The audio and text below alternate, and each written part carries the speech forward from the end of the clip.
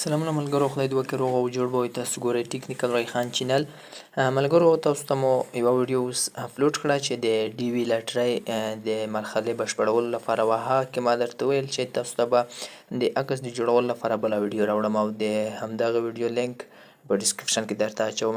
نو تاسو که چیرې ډي وي لاټرۍ نه وي کړې اوسه پورې لاټرۍ کې چانس ګډون نه وي کړی، تاسو د همدغه ویډیو ډسکرپشن ته لاړ شئ، ویډیو لینک پکې شته، هغې کلیک وکړئ.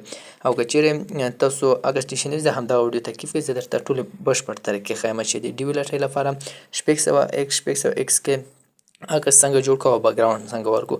تاسو به لومړی راشئ پلی سټور ته. پلی سټور کې به تاسو ورته ولیکئ بکګراوند. کله چې تاسو بکګراوند ولیکلو، تاسو به دغه بکګراوند دغه یو اپلیکیشن را ډاونلوډ کړئ.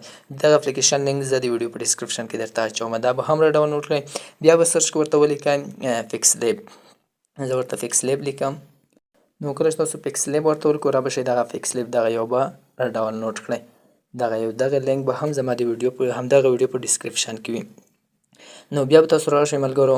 نو دغه دی ملګرو، هم فکس لیب او هم پکې زه درته وښیم، هم دغه فکس لیب او دغه بکګراوند. را به شئ اول تاسو بکګراوند ته، هلته به تاسو سپین بکګراوند ورکړئ. ښه، دا باندې به کلیک وکړئ. بیا به راشئ په دا ځای باندې به کلیک وکړئ. کله چې دا ځای باندې کلیک وکړو، تاسو بیا یې ګیلرۍ ته. نو عکس مې راواخیستو، اوس مرحله پر روانه ده. د شاته بکګراوند یې ختموي. ښه دی ملګرو، نو اوس لږ ورته انتظاري وو، بېرې انټرنیټه کار کوي.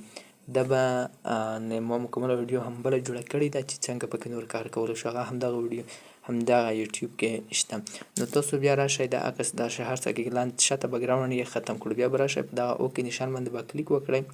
کله چې اوکې نشان باندې کلیک وکړئ، بیا به راشئ داسې کې دا بکګراوند به ورکړئ. را به شئ پلګ دغه سپین دا بکګراوند به ورکړئ. سپین شو که نه، را به شئ عکس به غټ کړئ. کله چې غټ شو لاندې به یې راوړئ، شاته سپین بکګراوند ورغی که نه. نو بیا به راشئ اوکې بټن باندې به کلیک وکړئ. بیا به راشئ سیو به یې کړئ. سپین بکګراوند خو خلاص شو، دا خو خلکو زده کړه. دې ستونزه بیخي زیاته وه چې موږ سپین بکګراوند نشو ورکولی. نو دا ایډز به راځي، دا به هم ختم کړئ. نو دا ختم شو، عکس ثبت شو. بیا به راشئ کوم بل دویم پروګرام چې را ډاونلوډ کړو فکس لیب، را به شئ فکس لیب ته. نو دلته به همغه عکس ورته راواخلئ. صحیح ده، زه فکس لیب راخلاصېږي. نو دغه دی موږ ته فکس لیب راخلاص شو. بیا به تاسو راشئ ملګرو په دغه درې ډاټس چې کوم لیکل دی په دا باندې به کلیک وکړئ. بیا به راشئ دلته ایمیج سایز، د ایمیج اندازه به واخلئ. را به شئ دغه ځای ته، دا به څو کوئ 600، دا به 600 کوئ.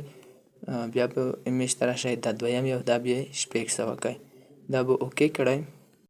نو کله چې دغه اوکې کړ، بیا به راشئ دغه لاندې دې ځای ته، دلته به امپورټ عکس به ورته راواخلئ. دا بټن باندې به کلیک وکړئ.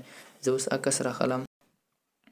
نو عکس مې هم ورته راواخیستو. را به شئ دا به لږ را زیات کړئ، لږ بې دا شی لوره هم یوسئ. ګورئ اوس ورته ښه. کله چې دا دې څنګ ته شو، بیا به راشئ دا به لږ لاندې کړئ، دا بټن به کلیک کړئ. دا بټن کې لږ دا لاندې کوئ هم پوست او لږ لاندې لږ شا پوست. نو دغه دی دغه بکګراوند سپین بکګراوند 600 ایمیج کې. بیا به راشئ دا بټن باندې به کلیک وکړئ. بیا به راشئ د لاندې یو به انتخاب کړئ، دا به ګیلرۍ ته ثبت کړئ. بیا به راشئ دا بټن به ووهئ.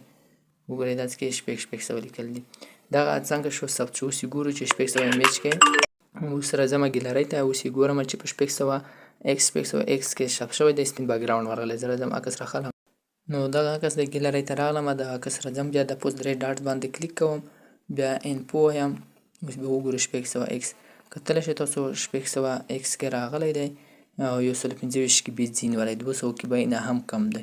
تاسو وګورئ بلکل صحیح نه شو.